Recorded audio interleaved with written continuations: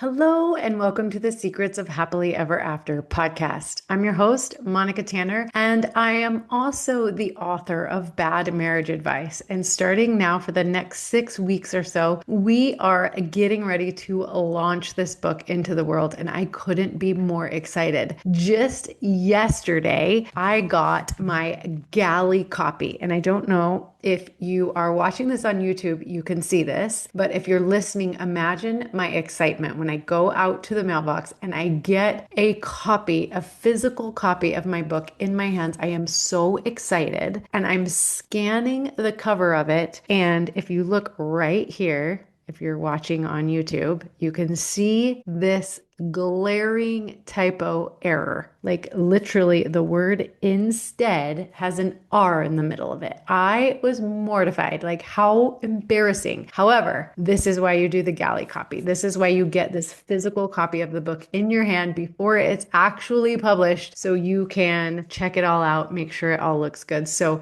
we've got a few changes, corrections to make, obviously, but we've got some time. So super, super, super exciting. Most of the podcasts leading up to this launch on September 30th are going to be about different aspects of this book. So in today's episode, I thought I would just kind of tease out several of the pieces of bad marriage advice that are secretly ruining your relationship. So if you are excited about the book and you'd like to be kind of behind the scenes in the book launch process, if you'd like to help me get the word out because it's so important, please email me, moni@monicatanner.com. Let me know you want to be on the launch team and you're going to get all these awesome bonuses. You're going to get to see all the behind the scenes. You're going to get to talk to some of my amazing relationship expert friends, and it's going to be awesome, I promise. All right, so let's get started with this episode. And I want to start with a question. Have you ever been given a piece of marriage advice that sounded sweet at the time, but now that you've actually been married, lived with another human, kind of been through some challenges together, you realize that that piece of advice was kind of terrible? Well, that has been the total guidepost for this book. I wanted to prep my son and his beautiful new bride for what was going to happen because they are getting married so young. I knew that so many well-meaning, well-intentioned adults in their life who care about them were going to start giving them all of this marriage advice. And probably they were going to go, oh yeah, that sounds like great advice. But I didn't want them to be kind of stumped or, misguided about the advice. So I, as protective mama who wants to save them some heartache, wrote this book about 15 pieces of marriage advice. Most of this advice was given to me when I first got married, and it took me years, maybe even decades, to sift through all of it and recognize why it was bad advice and what is a better plan. So some examples like never go to bed angry, which sounds notable, right? It sounds like good advice until you're up at 3 a.m. arguing about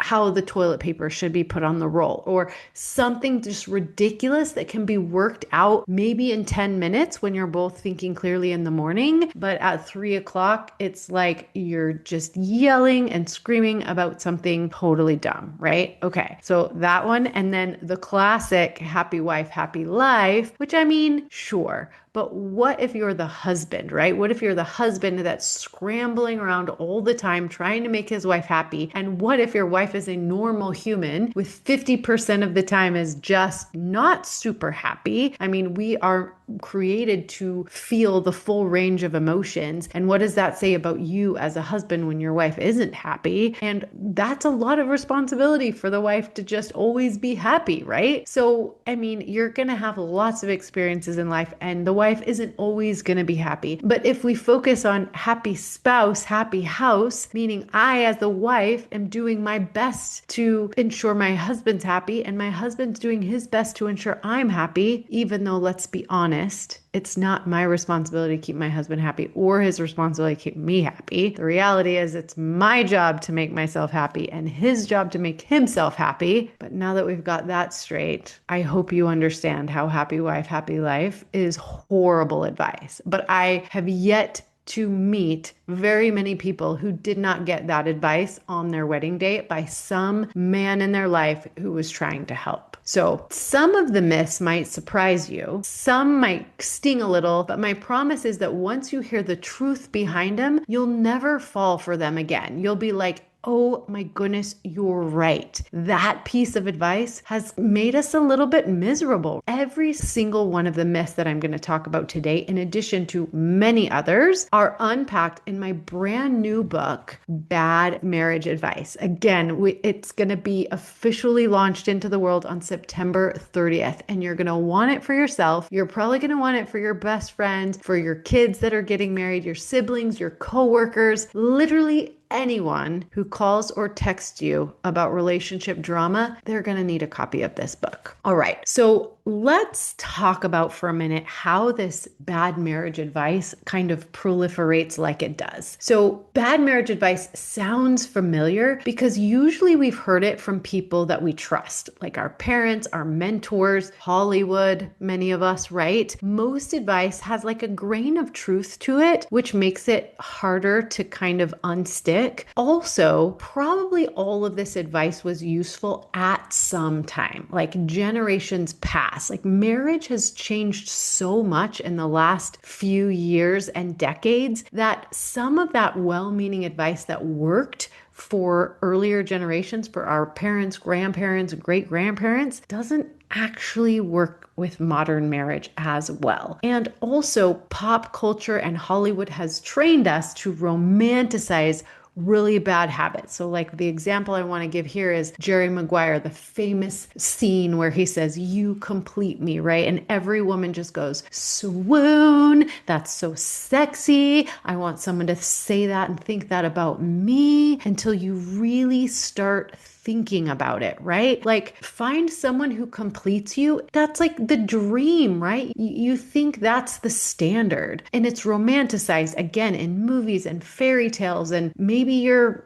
parents or grandparents talk about it, but it sets you up for dependency, not partnership. If I think that someone is my other half, that they complete me, that maybe we own each other now, like you're going to get all kinds of enmeshment, codependency, big problems in your marriage that can be avoided if you understand that you're already whole and you're looking for a partner to complement you. You're looking for a partner to share your life with, not someone to complete your life or fix your life in some way, right? So that's find somebody who completes you. That's the first chapter in my book. Really, really bad advice. I remember getting the advice big time on my wedding day. We were standing in the line, and all the people that we love and who were part of our upbringing were walking through the line. And I remember a couple of older couples that would come through the line, and they were like, "Just remember, don't go to bed angry with each other. Always pray before bed. Don't go to bed angry." And in my 23 years of marriage and working with tons of married couples, the advice, pray together every night before bed, is wonderful advice. I will never tell you that that's bad advice, but not going to bed without solving everything is horrible advice. So early in my marriage, I lost so much sleep because I was like, these guys know what they're talking about. If they say don't go to bed angry and it's biblically backed, like it says, don't let the sun set in your anger in the scriptures, they must absolutely know what they're talking about. And so when my husband was exhausted and was like, I have to get some sleep now. We're not going to work this out right now because I have to go to bed. I would like unravel. I would come unglued. I would sob loudly. I would jostle him awake. I would, move around in the bed, act like he was completely just disregarding me. I was obnoxious. And guess what? When we were arguing about something at 3 a.m. that could have easily been solved with a little bit of a break and fresh eyes in the morning, it got out of hand and it was making us both very miserable. It wasn't until I stopped.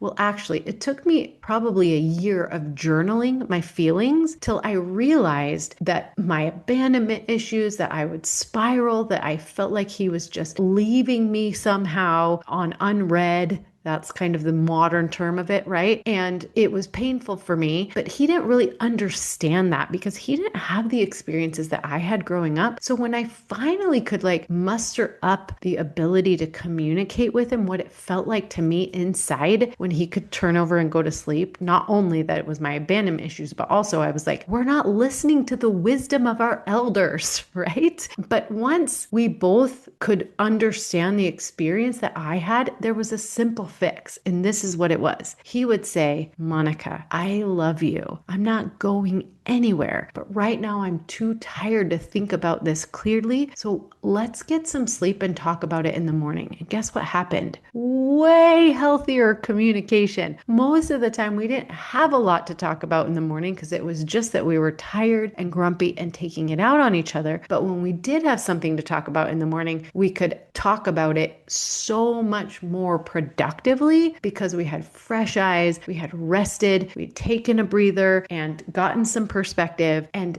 it was so much easier. So that don't go to bed angry advice that sounds so right was actually very bad for our relationship. And I haven't met a couple in my practice who actually agrees with that. I do hear that advice still given, but in practice, it's not good advice. So let's think about a couple other ones. Happy couples don't fight. So when couples come into my office and they say that they don't fight, I actually worry more about those couples because I'm wondering, why don't you fight? Is it because one or both of you is completely withdrawn and you don't care about the relationship? Is it because one or both of you are playing small and not talking about the things that are important to you, that you're sweeping things under the rug, that you're doing everything you can to keep the peace, that you're afraid to stand up to your partner? What is it? Why aren't you fighting? Because when two individuals get married, and if you want to think about this in the religious sense, God created us all so differently. No two of us are the same. So of course we're going to have different experiences, opinions, preferences on things. So there's always going to be conflict in any healthy marriage. It's not whether there is conflict, it's how do we handle the conflict? Do we have the skill set to fight well? That's what I can help couples do. If they're not fighting, I wonder why they're not fighting. So John and Julie Gottman have done a ton of research on happy, healthy couples. And what they found is that healthy couples have just as many conflicts as unhappy couples. They just know how to repair, they know how to communicate, and they prioritize the relationship, meaning they work as a team against the conflict versus working against each other. So those are the major differences between the couples that are happy and the couples that are unhappy. It's not how much conflict, it's how do they handle the conflict. So the truth is, here's the real truth behind it, fighting fair builds connection. So the more conflict that we have and the better we handle it, the more connection we're going to create out of that conflict. So fighting is actually a pretty good thing, right? And then if you've heard me talk on any other podcasts, I'm very passionately opposed to this idea that marriage is all about compromise. Again, probably at some point in history, this idea of compromising in marriage was really good advice, but it's very outdated. There's no reason to compromise anymore. We have so many resources. We have so many options. There's so many ways of doing things in our modern world that compromise is a very outdated idea. It breeds lazy communication. If you want to compromise, that means I give up some, you give up some, sometimes a lot. We meet in the middle. Nobody actually gets what they want. It engenders a lot of scorekeeping and resentment, and it makes me feel like I'm giving a lot and getting less in return. That's what compromise does. Now, collaboration, which is what I teach in the book, is all about getting very curious, getting vulnerable, communicating with your partner, cooperating, and then coming up with collaboration, something that neither of the two of you could have come up with on your own. Meaning you take those differences of opinion, you take those different experiences, you widen your perspective, you put all the information out there, and then you do some research to figure out how can we get the best of what you feel strongly about, the best of what I feel strongly about, and create a plan for the two of us that takes into consideration all of the things that we both really care about. That's collaboration, not compromise. All right, so those are 5 of the myths. There are 15 in the book, and I want you to understand that every myth you believe shapes your behavior, the way you show up in the marriage, right? So over time, these small things that kind of guide your behavior, they either build intimacy or they build walls. The danger is not realizing why your connection feels shallow, why your marriage feels off, why you're feeling so resentful towards your partner, why your anger is coming out sideways instead of just being able to communicate the things that are important to you. You're passively, aggressively fighting against the connection in your partner, right? Because you're following this advice that everybody gives that turns out isn't that great of advice. So my personal encouragement for you, that is, if you have been operating on bad marriage advice, and I'm going to give you a hint here. Bad marriage advice is anything that makes your communication lazy. If you don't have to talk about it, if you don't have to get curious, if you don't have to be vulnerable, if you don't have to have good communication skills in your marriage, that's probably bad advice. Now, if it stretches you, if you have to get uncomfortable, if you have to talk about things that are important to you, if you have to really think about what's going on with me and how do I express that to my partner in a way that's productive, that they can understand more about who I am and I can understand more about who they are, that's probably good advice. But if you've been operating on bad marriage advice, it's not your fault. It's okay. You came by it honestly. It was modeled by your parents, by your mentors, by Hollywood. You were just doing what you thought was right, but there is a better way, and you can change the narrative starting right now. So the 5 myths or bad marriage advice that I talked about today are just the beginning. There's 10 more in the book, and honestly, they're just as common and just as sneaky as the ones I just talked about. So if this episode made you think, laugh, maybe squirm a little, like think like, that we do that. Like I do think that way about that. You can replace all of that bad marriage advice with skills that actually work. That is what my new book, Bad Marriage Advice, is all about. And it's coming out September 30th. I couldn't be more excited. You can't purchase it until September 30th. But if you want to be part of my launch team, if you want to see behind the scenes, if you want some really great bonuses, please email me, Moni@monicatanner.com. If you just want to be on the list to get all of the information about the launch and about how you can get your copy of the book, make sure you go to badmarriageadvice.com, get on that list,